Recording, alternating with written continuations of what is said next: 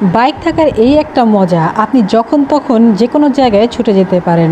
ধরেন আপনার মন ভালো নেই, আপনার ঢাকার বাইরে কোথাও যেতে ইচ্ছে করছে, বাস আপনি একটু তেল ভরে নেন আর চলে যান ঢাকার বাইরে।